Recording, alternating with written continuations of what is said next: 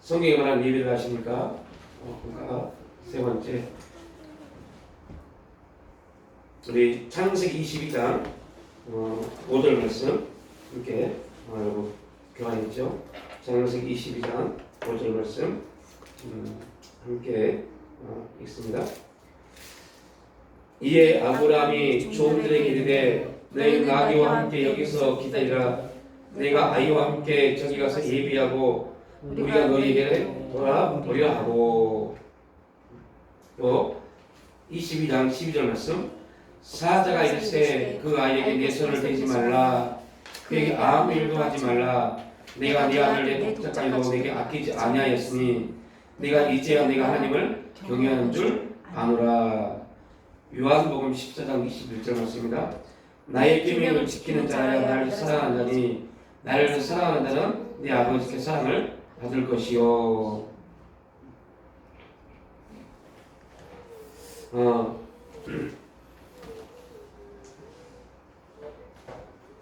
(3주) 전인가 우리가 그 최초의 법칙이란 그 부분을 함께 나눈 적이 있죠. 최초의 법칙. 예배를 하려면 그러면 성경에서 제일 처음 예배를 말하는 것이 어디냐를 찾아보는 겁니다.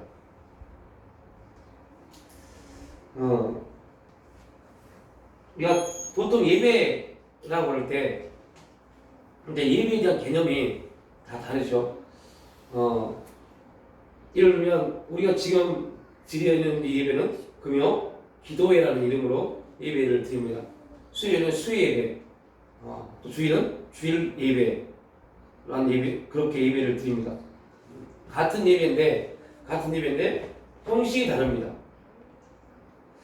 그러니까 예배라는 그 부분에서 이 단어, 이 예배가 우리에게 뭘 말하는가, 그리고 이 예배 안에서는 무엇을 또 볼 수 있어야 하는가. 그러니까 우리가 함께 봤죠. 예배라는 부분, 예배에 대해서 문자적으로 이 예배가 뭐냐 라고 할 때 최고의 대상에게 최고의 경의를 표하는 것이다. 우리가 수요일날 나눴던 얘기입니다. 그러면 이제 최고의 대상에게 최고의 경의를 표하는 게 예배인데, 오늘 창세기 22장 5절에 등장한 예배. 그러면 이 예배가 창세기 22장 5절에서 나오는 이 예배가 내가 너에게 예배하고 오리라, 예배가 그러면 표현하고 있는 의미, 그 말을 예배라는 의미가 무엇인가? 그럴 때 우리가 여기서 볼 수 있는 게 이 예배란 말을 처음 사용한 사람이 누구인가를 또 볼 수 있어야겠죠. 예배란 말을 처음 사용한 사람이 아브라함입니다. 아브라함이 예배란 말을 오늘 창세기 20장 5절에서 말을 하고 있습니다. 그럼 우리는 아브라함을 누구라고 그래요? 믿음의 조상이라는 말로 표현합니다. 아브라함은 믿음의 아벨은 뭔데요? 네? 가인과 아벨이 드린 거. 거기서 예배란 말이 안 나오잖아요. 근데 단어 예배란 말이 처음 나오는 이제 부분을 이제 말합니다. 성경에서. 그래서 아브라함을 믿음의 조상이라고 말합니다. 아브라함이 믿음의 조상이라는 말은 다른 말로 하면 아브라함 이후 모든 사람에게 있어서 믿음의 조상이 되는 겁니다. 그죠? 그러면 믿음이 무엇인가를 알려면 아브라함의 생애를 반대로 찾아보면 알 수 있겠죠. 아브라함의 생애. 그러니까 아브라함이라는 사람, 그러니까 우리가 말할 때 지금 중요한 단어가 예배, 그리고 그걸 말했던 아브라함, 그런데 아브라함은 믿음의 조상이다라고 이 세 가지 이 단어를 말할 수 있습니다. 이제 이 부분에서 우리가 예배라는 부분을 찾아보면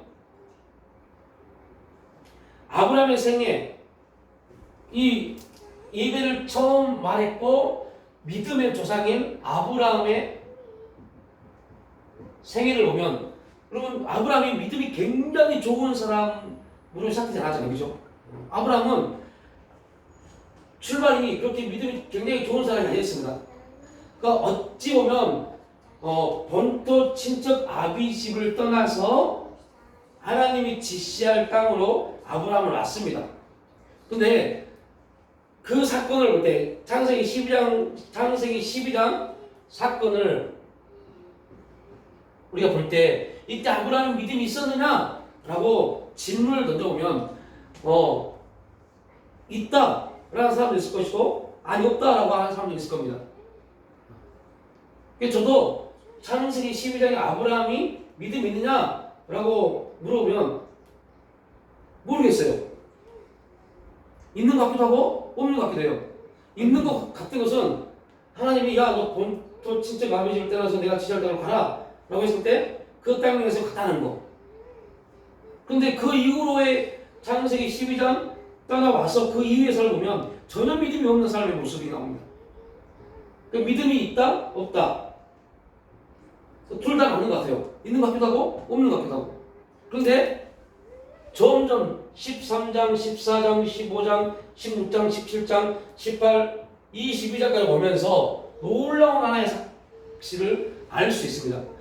아브라함의 믿음이 삶이 점점 변화가 생긴다는 것. 점점 변화가 생기고 그 변화의 마지막에 뭐가 나와요? 예배라는 단어가 나온다는 겁니다. 그리고 그 예배라는 단어가 나오고 그리고 하나님은 아브라함을 믿음의 조상으로 인쳐주십니다. 그러면 이제 반대로 생각해보면 예배와 믿음은 같은 겁니다. 예배와 믿음은 같은 내용을 의미를 갖습니다. 예배를 드리는 자, 예배자는 믿음이 있는 사람입니다. 반대로 믿음 있는 사람들은 예배자입니다. 이걸 띄워서 나누어서 말할 수 있는 내용이 있다는 거죠. 반대로 이 사건을 보면 예배와 믿음은 같다는 겁니다. 그런 중요한 논리가 오늘 성경에 대해서 우리가 볼 수 있습니다. 다시 말하면 아브라함은 하나님 앞에 정말로 최고의 경의, 최고의 서비스를, 예배를 드리는 사람입니다. 그리고 그는 믿음에 있어서 믿음의 조상입니다. 그러니까 아브라함을 딱 봤을 때 예배가 무엇인가라고 말할 때 예배를 제일 처음 말했던 아브라함을 봅니다. 근데 아브라함은 예배뿐만 아니라 믿음의 조상입니다. 그러면 아브라함은 예배도 잘 들었고 믿음도 좋은 사람입니다. 그런데 이거를 우리는 이론적으로 아브라함은 예배도 잘 들었고 믿음도 좋은 사람이구나 이라고 보는 게 아니라 우리는 어떻게 봐야 돼요? 종합적으로 아브라함은 진짜 하나님이 기뻐하시는 신앙인 예배자였구나. 그 예배자 안에는 뭐가 포함돼요? 믿음이 포함됩니다. 반대로 아브라함의 믿음은 정말로 아브라함의 믿음은 좋았구나 라고 말할 때 그 믿음에는 뭐예요? 예배도 포함됩니다. 왜 이제 여기서 이제 나옵니다. 왜 이 문제가 나오냐? 여러분 우리가 아벨 아까 나왔던 아벨의 제사는 하나님이 연락하셨다라고 말합니다. 하나님이 아벨의 제사는 연락하셨다. 연락이란 말은 내가 지켜보았다라는 뜻입니다. 인정한다라는 뜻입니다. 그거를 우리는 신약 히브리서에서 아벨은 믿음으로라고 표현을 합니다. 믿음으로 하나님께 좋은 것을 드렸습니다. 그렇다면 이제 우리가 살펴봐야죠. 아브라함이 예배의 중심이고 믿음의 중심입니다. 그러면 아비는 믿음으로 하나님께 좋은 것을 드렸습니다. 이게 뭐예요? 예배입니다. 그러니까 우리가 믿음이 좋은 사람들은 반드시 나타납니다. 그의 삶이 예배의 삶이 되어진 것입니다. 믿음은 반드시 이 사람의 믿음이 좋다라고 할 때 그 믿음의 사람은 반드시 예배적 삶으로 나타나게 되어 있습니다. 이게 성경이 우리에게 증거하고 있는 예배입니다. 그러니까 아브라함에게 하나님이 이삭을 바쳐라 라고 할 때 이삭을 바치는 사람은 예배잖아요. 그죠? 제단 위에 이삭을 올려놓는 것은 예배입니다. 그런데 아브라함은 이삭을 제단 위에 올려놓고 믿음으로 봤습니다. 뭘 봤느냐? 그 다음 일어날 일들을. 그래서 창세기 22장 1절부터 보면 그 일 후에 하나님이 아브라함을 시험하시려고 그를 부르시되 아브라함 하시니 그가 이르시되 내가 여기 있나이다. 그렇게 시작합니다. 그리고 쭉 내려가서 4절에 보니까 제3일에 이제 이 제3일이 뭐예요? 아브라함이 제사를 지내기 위해서 길을 나선 3일 후입니다. 아브라함이 눈을 들어 그것을 멀리 바라본지라. 바라봤습니다. 이 바라봄이라는 게 뭡니까? 믿음입니다. 그리고 그걸 바라보고 종들에게 말합니다. 야, 예배하고 올게. 그리고 더 기가 막힌 거, 예배하고 우리가 내가가 아니라 우리가 너희에게로 돌아오리라. 그러니까 아브라함은 알고 있었어요. 내가 하나님이 지시하는 땅, 그 땅으로 가서 내 아들을 배를 갈라서 제물로 드릴 거야. 근데 하나님은 내 아들이 제물로 드려진 그 사건을 통해서 하나님은 하나님의 역사를 나와 네 아들을 통해서 이루어 가실 거야. 이 부분을 4절에서 눈을 들어 멀리 바라봤다, 믿었다 라는 표현과 연관되어집니다. 그래서 믿음은 바라보는 겁니다. 그래서 예배자들은 항상 바라봅니다. 뭘 바라봐요? 하나님 역사하실 일들을. 그래서 이브리서 11장에서 믿음은 바라는 것들의 증거라고 합니다.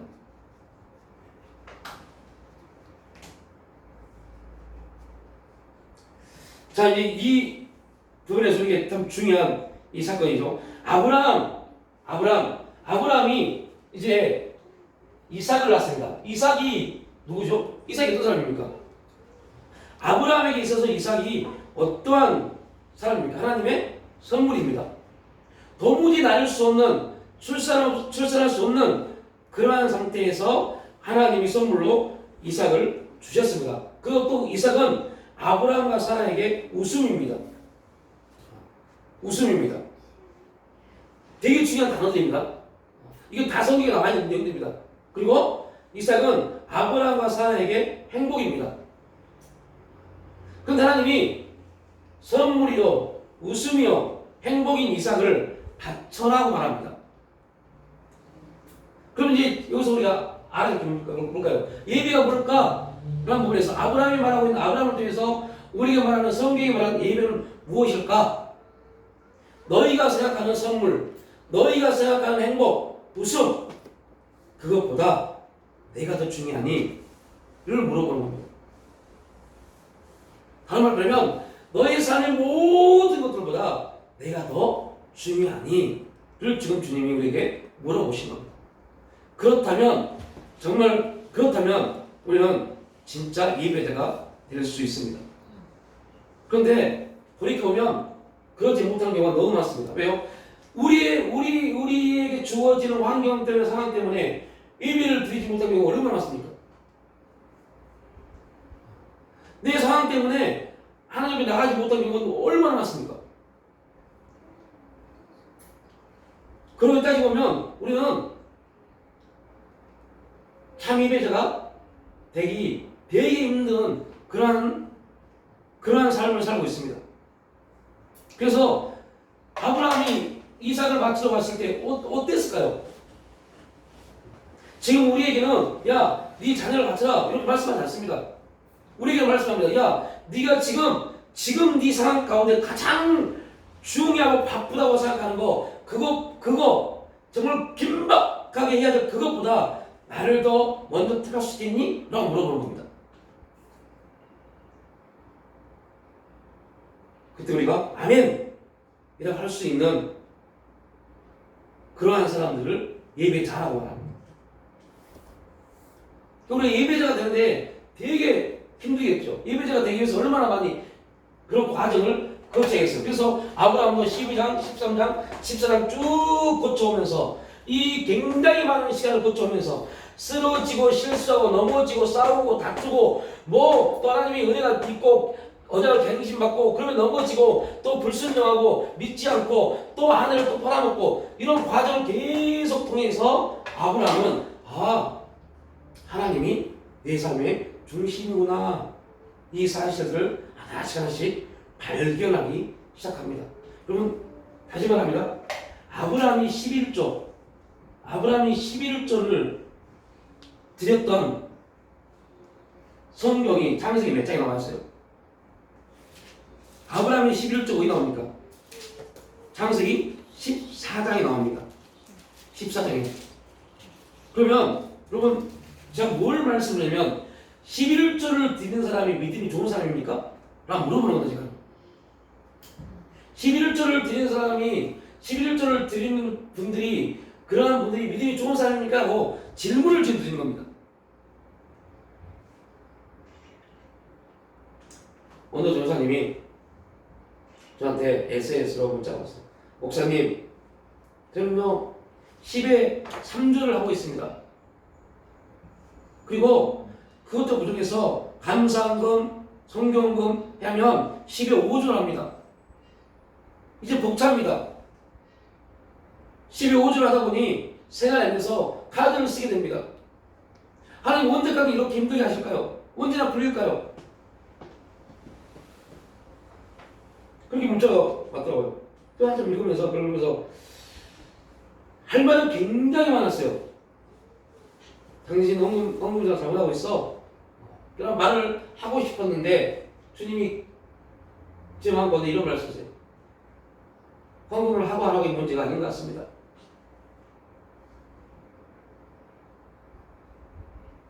전사님의 마음에 그 헌금에 대한 감사가 아무것도 없는 것 같습니다. 헌금에 대한 감사가 나올 때까지 인내하십시오. 그건 그렇게 이제 제가 답변을 드렸어요. 한 이틀 동안은 그 답변에 아무런 응답하지 않으셨더라고요. 어제 이렇게 문자를 다시 보내왔어요. 네, 목사님. 이번 주부터 드려지는 헌금에 감사함이 함께 임할 수 있기를 기도합니다. 그러면 11조를 창세기 14장에서 드렸습니다. 그러면 15장부터는요, 우리가 생각한 믿음 있는 사람이 11조를 드린다라고 생각했을 때 11조는 믿음의 사람이라고 말할 때 창세기 14장 이후로는 아브라함이 실수하면 절대 안 됐어요. 11조를 드렸어도 14장에 드렸지만 15장, 16장, 10장, 18장, 16장에는 어떤 분이 이겁니까? 하나님의 언약을 못 믿습니다. 너와 사라를 통해서인데 하나님 언약을 못 믿습니다. 그래서 누구를 출산해요? 이스마엘이요. 완전히 하나님의 질서를 무너뜨려 버리잖아요. 그죠? 11절 언제 되는데요? 14장에 되는데요. 여러분들, 우리가 다시 한번 보셨죠? 11조도 뭐예요? 11조도 예비입니다. 예비입니다. 왜요? 11조를 드리면서 아브라함이 뭐라고 표현했는지, 그죠? 우리가 나눴죠? 11조도 예비입니다. 자, 돌이켜보면, 아까 그랬죠? 아브라함은 예배와 믿음이라는 그 중심에 있습니다. 그러면 예배 드린 사람은, 예배자는 믿음의 사람입니다. 믿음의 사람은 예배자입니다. 그렇다면 아브라함이 11조를 드렸을 때, 이는 예배를, 11조를 드렸어요. 지극히 높으신 하나님을 경배했어요. 찬양했어요. 예배입니다. 그런데 기가 막힌 것은, 진짜 예배가 되지 못했어요. 예배를 드렸는데 진짜 예배가 되지 못했어요. 우리의 모습이 하나님 앞에 그럴 수 있다는 거죠. 예배를 드리는데 진짜 예배가 되지 못할 수도 있다는 겁니다.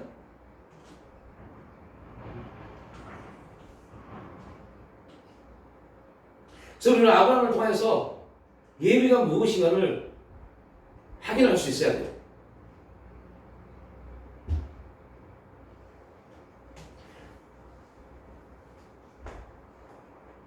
이 12장에 와서 이제 진짜 예배가 이루어집니다. 어떤 예배요? 하나님 앞에 100% 순종한 예배요. 이삭을 바쳐라. 이삭을 바쳐버립니다. 이런 여러분 하나님이 이런 말씀하시면 안 돼요. 우리가 가지고 있는 그런 개념적 하나님이시라면 창세기 22장 이 내용 나오면 안 돼요. 그죠? 아무리 테스트하고 할지라도 하나님이 아브라함을 시험하시려고 그를 불러서 야, 네 아들을 바쳐라. 이 말도 안 되는 겁니다. 뭐 하나님 어떻게 이러세요? 우리가 생각하는 하나님의 기준에서.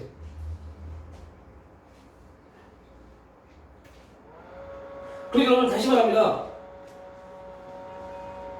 이 부분을 우리에게 이제 그러니까 이 보편적인 이거는 아브라함에게 굉장히 특별한 하나님의 메시지잖아요.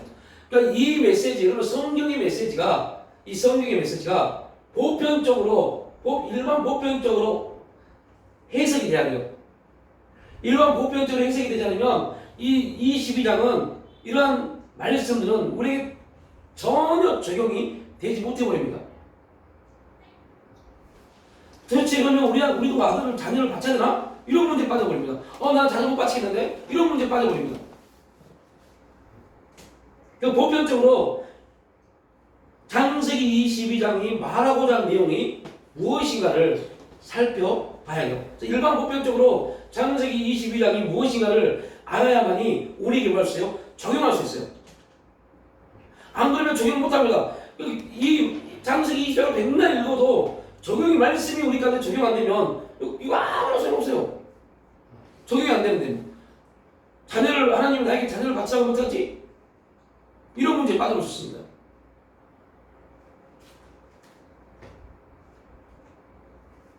그렇다면 하나님은 왜 아브라함에게 내 아들을 제물로 바쳐라. 이제 오늘 굉장히 중요한 사건이 나오죠. 제물, 예배하고 우리가 너에게로 돌아오겠다 라고 말합니다. 그리고 예배라는 말, 우리 예배를 드린다, 예배한다는 말은 세 가지를 담고 있습니다. 예배하고 라는 말은 창세기 22장에 하나님 아브라함이 예배하고 라고 말합니다. 이것은 세 가지 의미를 담습니다. 첫 번째, 내 아들을 아들을 제물로 드리고 라는 내용을 의미를 합니다. 네 아들을 내가 제물로 드려야 돼. 그리고 또 하나는 하나님 말씀에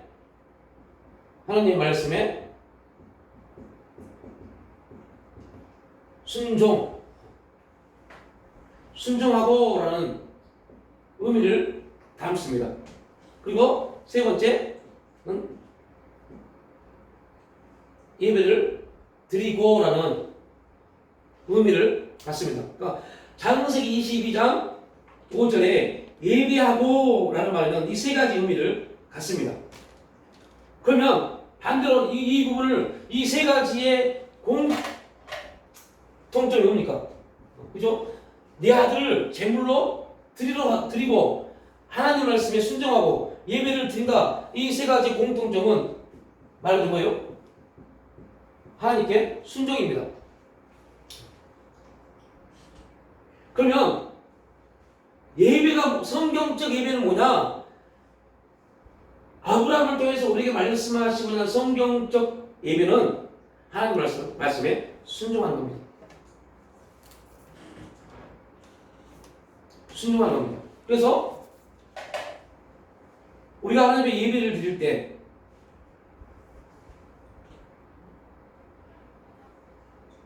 우리는 하나님 앞에 순종하는 자리에 선 겁니다. 많은 사람들이 예배라는 순종이라는 부분을 되게 어려워해요. 왜 어려워하냐? 그 첫 번째가 그럴 겁니다. 무엇을 순종해야 할지 모르니까. 순종해야 됩니다. 그럼 아멘 그럽니다. 아멘 그럽니다. 그런데 아멘을 해놓고 그 다음부터 고민합니다. 도대체 내가 뭘 순종해야 되나? 뭘 순종해야 되지? 이 문제에 빠집니다. 순종은 다 순종해야 됩니다 말하는데 순종에 대한 의미가 각자에게 신앙적으로 만들어져 있지 않습니다. 그래서 우리나라의 가장 잘못된 순종의 법칙, 가부장 즉 유교적 순종을 말하기 시작합니다.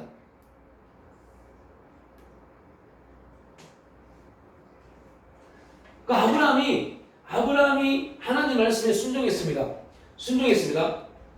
그런데 아브라함이 하나님 앞에 말씀에 순종해서 이삭을 제물로 바칠 수 있었던 이유가 뭘까요?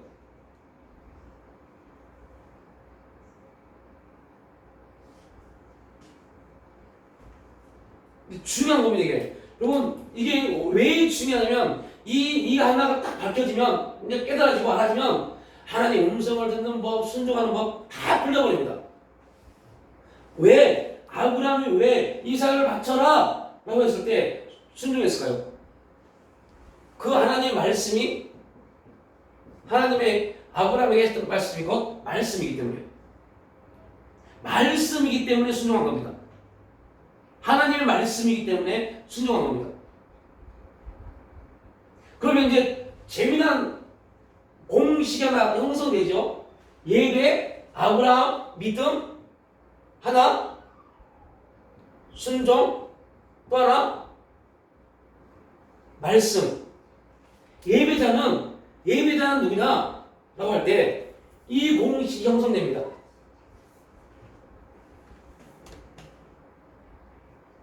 하나님 말씀을 하면 믿음으로 순종하는 것. 하나님 말씀이 우리 가운데 임했기 때문에 말씀을 따라서 사는 자. 아브라함이 이삭을 바쳐라. 하나님의 말씀이었기 때문에 순종한 겁니다. 그 말씀은 아까 창세기 12장부터 22장까지 쭉 실수하고 범죄하고 넘어지고 그럼에도 불구하고 하나님 말씀은 아브라함에게 한 번도 너 이놈 너 그따로 살 거야? 말하지 않았습니다. 그죠? 하나님 말씀은 계속 아브라함을 세워갑니다. 넘어지고 실수하면 새로운 언약을 갱신합니다. 언약을 계속 갱신해서 믿지 않고 받아들이지 못함에도 불구하고 아니야 아브라함아 너를 통해서 사라를 통해서 아들이 낳을 거야. 아이고 주님 무슨 말입니까? 내가 지금 나이가 몇 살인데 우리 부인 사라의 나이가 몇 살인데 다 끝났습니다. 아니야. 내가 너와 사라를 통해서 자녀 줄게. 사라 비웃습니다. 말도 안 되는 소리 하고 있네. 너 비웃냐?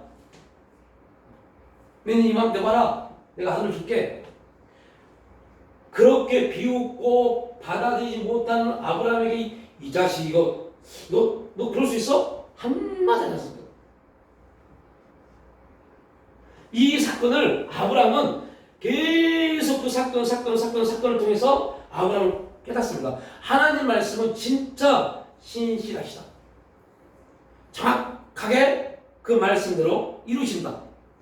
이 엄청난 말씀의 엄청난 비밀. 그래서 여러분 말씀의 비밀이 뭐냐라고 할 때 뭐 영적으로 엄청난 그런 게 아닙니다. 말씀의 비밀이 벗겨져야 됩니다라고 말합니다. 그래서 이단들은 말씀의 비밀을 말하면서요 엄청나게 뭐 신비한 거가 있는 것처럼 그렇게 말합니다. 전혀 아닙니다. 말씀의 비밀이 벗겨진단 말은 오늘 아브라함을 통해서 볼 수 있는 것은요 말씀의 비밀이 벗겨진다는 말은 무슨 말이에요? 하나님의 신실함을 깨닫는 겁니다. 이 사실이 말씀의 비밀이 벗겨진 겁니다. 와 하나님 이삭을 제물로 드리고 안 드리고의 문제가 아니군요. 이 사실이 깨닫는 겁니다.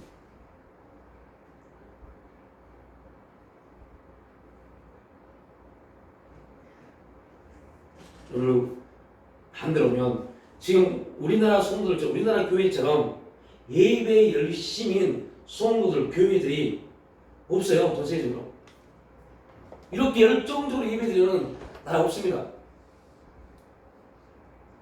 그러한 가운데서 굉장히 많은 문제가 있는 것 또한 사실입니다. 왜요? 우리나라의 전통 무속신앙과 기독교가 연합되어져서 잘못된 그러한 어떻게 보면 기도 문화라는 것들이 형성되어져서 무속신앙인들이 하는 기도를 우리 기독교인이 하고 있습니다.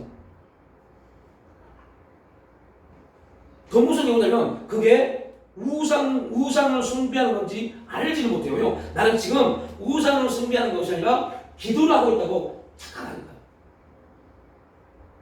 기도를 되게 열심히 하는데 그 기도는 우상 숭배입니다.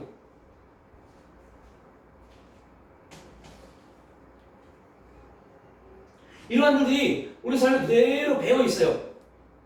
그리고 그 배어 있는 부분에서 각자가 기도하고 그렇게 신앙생활을 해옵니다. 그래서 오늘 무속신앙이라는 말을 무속신앙이라는 말을 필요하지만 무속신앙은요 신을 예비하는 게 아닙니다.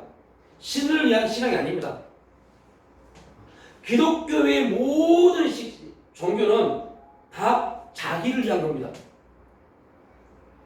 나를 위해서 부처가 필요하고 나를 위해서 어떤 신들이 필요합니다. 그런데 기독교는 절대로 나를 위해서 하나님이 필요하지 않습니다. 나를 위해서 하나님이 필요하다면 이거는 우상숭배입니다. 이건 잘못된 신앙입니다. 그런데 오늘 돌이켜보면 이러한 일들이 얼마나 우리에게 많이 있어요. 나도 모르는 사이에. 근데 처음에 믿을 때부터 그걸 몰랐으니까 그렇게 뭐 사실 나를 위해서 다 믿게끔 그렇게 예수를 믿으면 복 받는다 다 그렇게 전도를 하고 또 그렇게 또 교회에서 말씀도 그렇게 들었잖아요. 여태 하나님 위해서 믿는다 이런 말은 진짜 안 얘기 안 했지. 그러니까요. 근데 이런 부분들이 제가 이거를 말씀하면서 말씀하지만 이거는 일차적으로 목회자들이 잘못입니다. 말씀 못 드린 겁니다. 이건 지금 저와 여러분에게 여러분의 신앙이 잘못했습니다라고 말하는 게 아닙니다. 지금 이것들이 벗겨져야 됨을 저도 그렇고 여러분도 그렇고 벗겨져야 됨을 지금 말하는 겁니다. 그러니까 뭐 이제 들었으니까.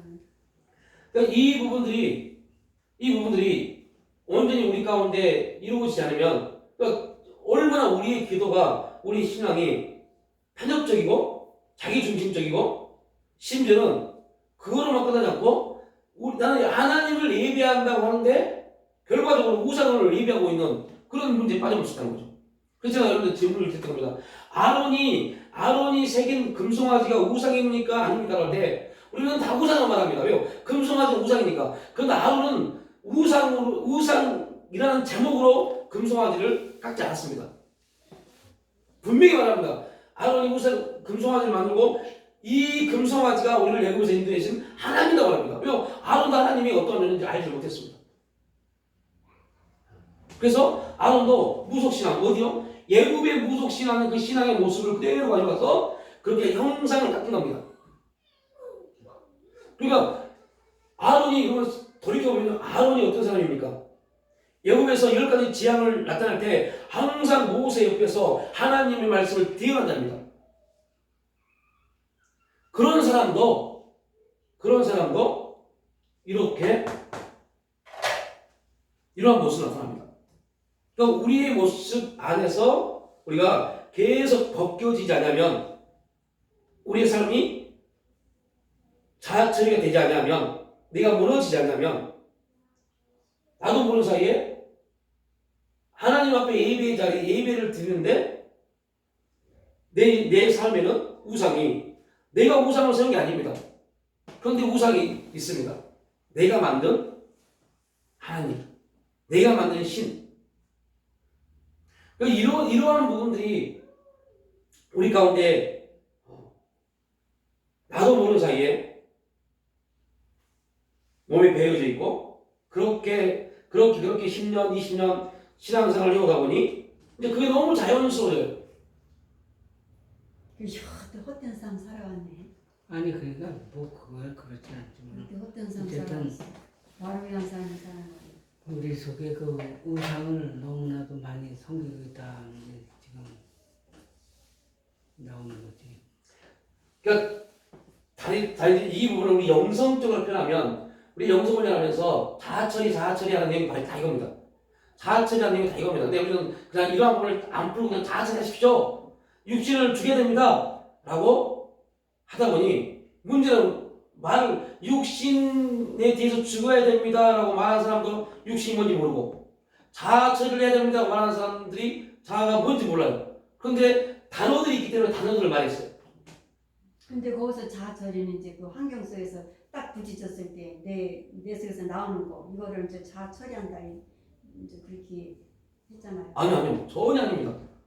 자아는 납니다. 내가 나라고 생각하는 내 모든 겁니다. 그걸 그렇지. 처리하는 거. 네, 내 모든 거. 그게 뭐 나가니까 좀 내가 내 거를 처리해. 그 모든 게 자아인데 거기에 소리가 나오잖아요. 그러니까 우리가 이 부분은 이 지금 말씀을 드린 부분을 우리가 예전에 토요 영성할 때 나눴던 얘기들입니다.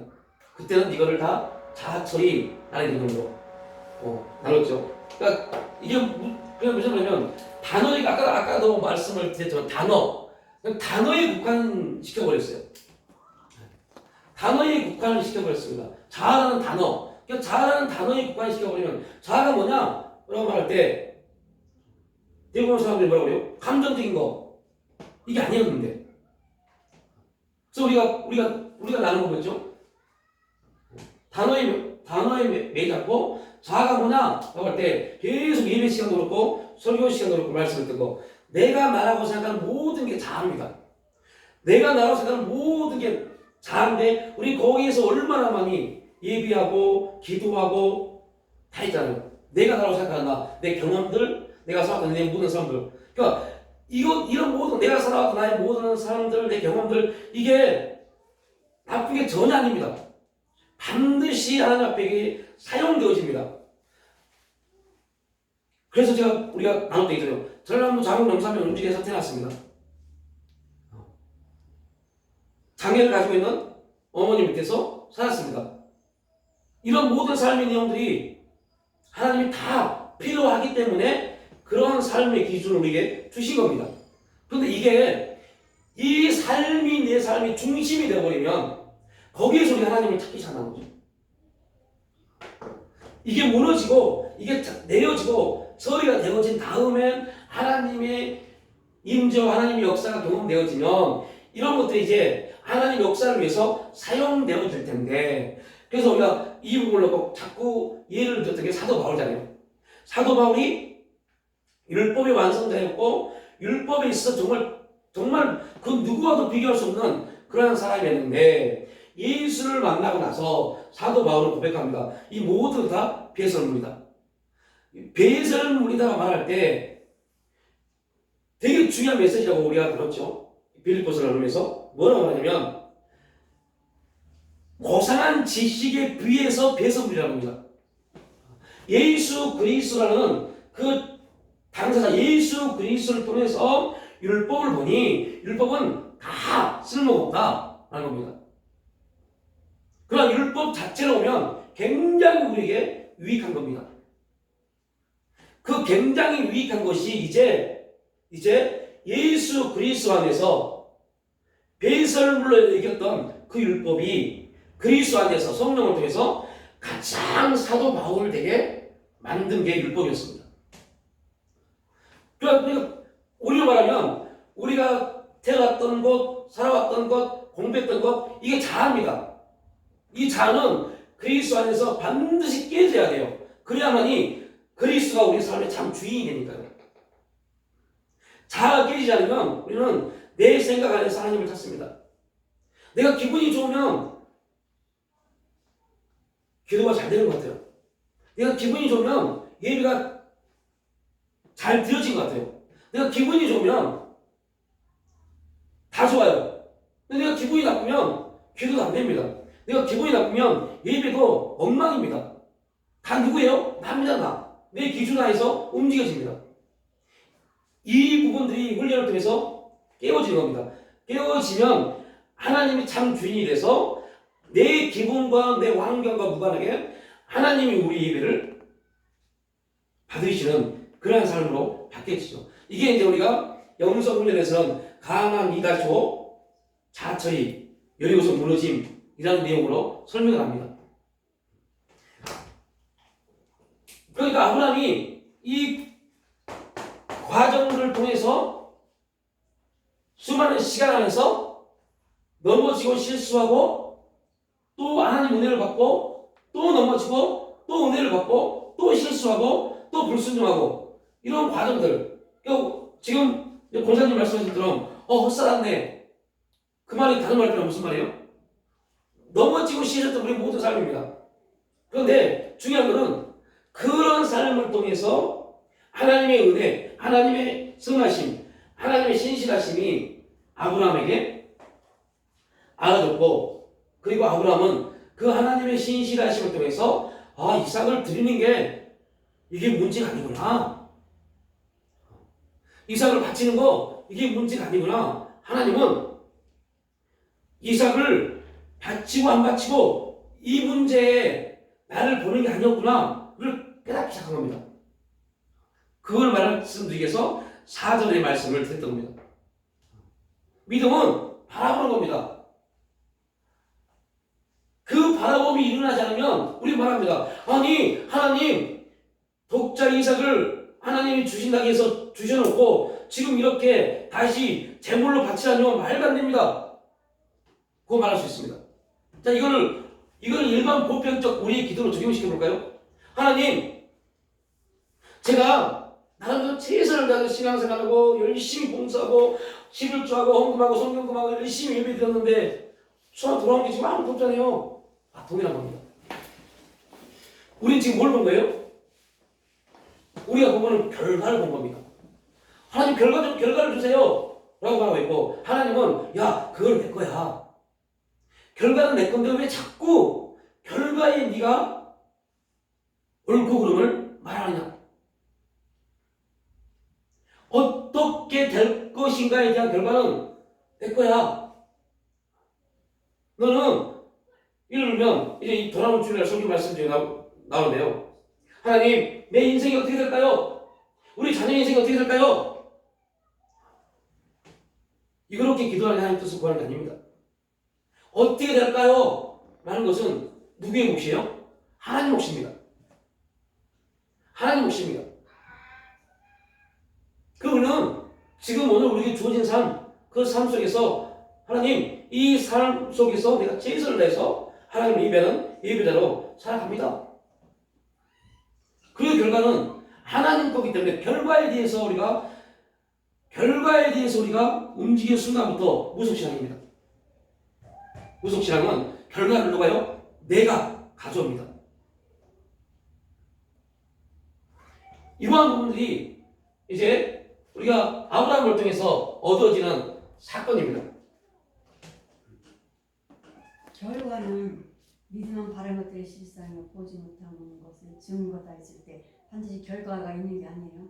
믿음의 결과. 그 결과에 대해서 우리가 이제 결과는 있죠. 결과는 있는데 그거에 대해서 우리가 생각을 안 한다는 거죠. 사차지. 네. 왜냐면 그 결과는 하나님이 어떻게 하실 것은 우리도 아무도 모릅니다. 하나님 거니까. 할아버지도 말해야 되거든요. 아니 바라봐야죠. 바라본다는 게 하나님의 역사를 일하심을 바라보는 겁니다. 그러니까 하나님의 역사하심 일하심을 바라보는 게 믿음입니다. 그러니까 우리가 말하는 사람들이 말하는 결과는 뭐냐면 이렇게 뭐가 뚱 돼버리는 거, 어떤 일이 확 벌어지는 거. 수요일에도 말씀드렸지만 그냥 우리가 하는 기도의 응답은 이렇게 뭐가 이루어지는 것을 놓고 이 결과를 가지고 기도합니다. 이걸 바라봄이라고 해요. 절대 아닙니다. 아브라함이 우리가 성경에 말하는 바라봄은 뭐가 이루어지는 것, 뭐가 되어지는 것 이게 아닙니다. 하나님이 역사하시고 일하실 것을 바라보는 겁니다. 그런데 되어지면은 그 간증을 하는 것이 그 뭐를 하나 바랐는데 기도해서 했더니 됐다. 그런 것이 이제 이제 그거를 이제 바라보는 거 아니에요. 그죠? 그러니까 그러한 현상들을 뭐가 이루어진 그 현상들을 우리는 결과물이라고 해요. 그러니까 그게 결과물이 아닙니다. 네. 왜요? 그런 현상이 있어도 어떠한 현상이 나타났어도 우리가 예를 들면 이겁니다. 그러니까 지금 간절히 이게 필요해요. 이걸 필요해요. 근데 막 기도했어요. 그럼 두 가지가 있겠죠. 하나는 이게 딱 임했어요. 그럼 우리 뭐라고 이걸 응답하셨다. 근데 막 우리 기도는 이게 안 이루어져요. 그럼 우리 뭐라고 해요? 응답이 안 됐다라고 말합니다. 그리고 이 부분이 딱 이루어지고 해서 기뻐합니다. 근데 중요한 게 있어요. 이게 이루어졌다고 해서 그 사람이 믿음이 좋냐? 그 사람이 믿음이 좋은 사람으로 나타나냐? 아닐 수 있다는 거죠. 자꾸 우리가 나타나는 어떤 현상을 결과 믿음이라는 부분에 초점을 맞추다 보니까 모든 기도가 그렇게 되어버립니다. 제가 그래서 그 말씀 드린 겁니다. 여러분 교회에 올 때 어떻게 오셨어요? 은혜 받으러요? 은혜 받으러 와서 은혜 안 되면요? 불순종한 겁니다. 원망되니까요. 그럼 교회에 어떻게 오셨어요? 하나님이 가라하셔서 왔습니다. 순종이 열리는 겁니다. 완전히 다른 겁니다. 그러니까 결과는 어떠한 일이 이루어지고 우리가 어떤 인생을 살 것인가 이 모든 것들은 하나님의 것인가 하나님의 몫이기 때문에 우리가 그걸 놓고 왈가불가할 수 있는 게 아무것도 없다는 거죠. 자, 그러니까 이런 부분에서 볼 때 우리가 믿음으로 바라본다라고 할 때 믿음으로 바라본다. 자, 이제 이런 부분이 있습니다. 그 부분인 것 같아요. 되어질 것을 그려봐라. 삶을 그려봐라.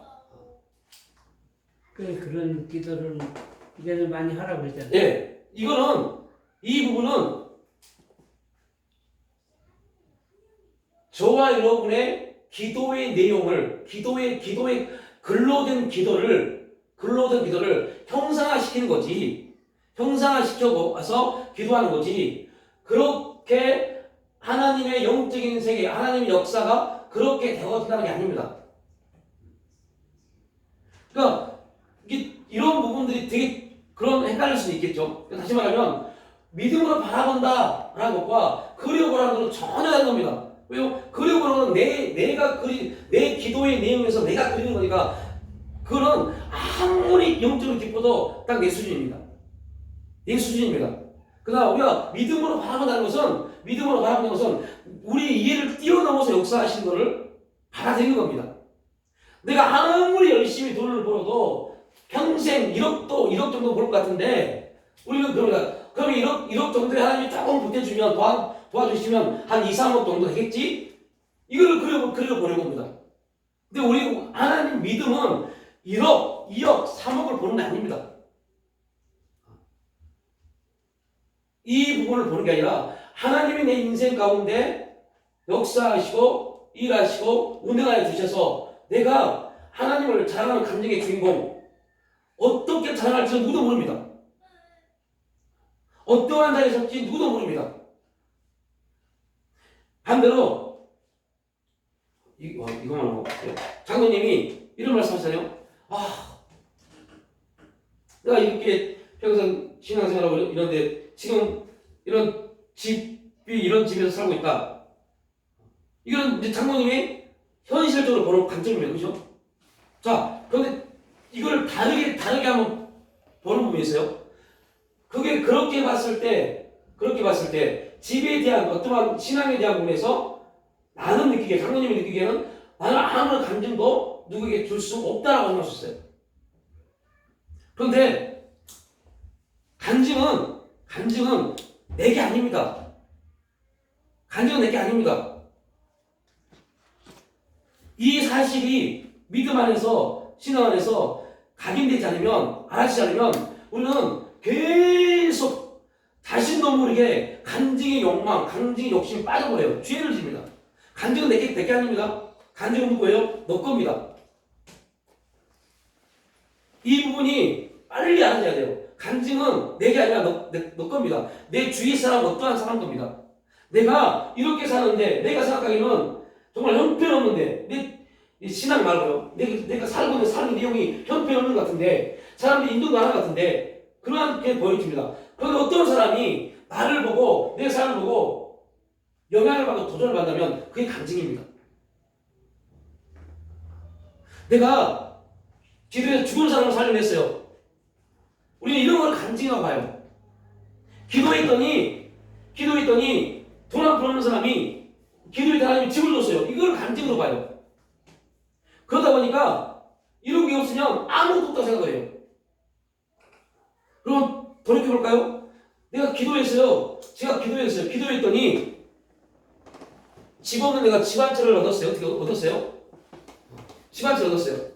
이게 간증이라고 말합니다. 이거 기도했더니 하나님이 집 한 채 줬습니다. 그런데 우리 교회에 집이 몇 채 있는 선거였어요. 그 사람이 뭐라고 할까요? 와, 하나님 대단하신가? 이렇게 말할까요? 아닙니다. 그러면 우리의 기준이 다 내 기준입니다. 내 기준. 내가 가지고 있는 기준, 또 누군가의 있던 기준, 그런 기준들이 우리에게 쌓여 있습니다. 이게 자아입니다. 이게 안 깨지면 하나님이 나를 통해서 나타내시고자 얘기 합력, 믿음 안 나타납니다. 그리고 우리는 계속 그런 것만 바랍니다. 그것이 바라봄이라고 착각하면서요. 그래서 나도 요즘에 들어와서 모든 걸 다 이제 베껴 이렇게 다 지우려고 그래. 다시 시작하려고. 아무것도 생각이 안 들어 지금. 그래가지고 걱정 방송도 듣지도 않고 왜 그러는지는 모르겠어 나도. 내 자신은 내가 무슨 집을 없어서 그게 한이 돼서 그러는 것도 아니고 물질에 욕심이 있어가지고 그걸 받고 싶어서 그것도 아니고 하여튼 이게 내 신앙이 이게 지금 제대로 서 있지를 못하고 있구나. 이게 다시 정립을 해서 다시 시작을 해야지. 모든 걸 이거 다 내가 가지고 있는 거를 다 지우려고 그래. 하나하나 좀 쌓아가야지. 이러다가는 내가 진짜 아버지 앞에 갈 수나 있는가 그런 생각도 들고. 어쨌든 다 지워보려고 그래 무조건.